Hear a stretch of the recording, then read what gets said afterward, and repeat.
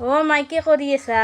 বাচি আছোঁ ৰ আজি জোৱাই আছে তিনিটা বেটি আছে হাঁহৰ মাংস আৰু বকা কোমোৰা ৰান্ধিব লাগিব।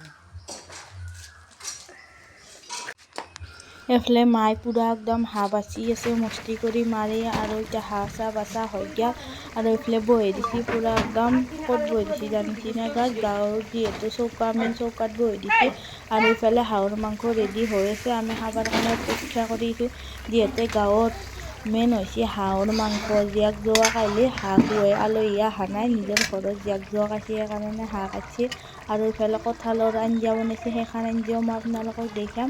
নেক্সটাকে নাকটো যদি ভিডিঅ'টো ভাল লাগছে লাইক কৰি দিব, শ্বেয়াৰ কৰি দিব।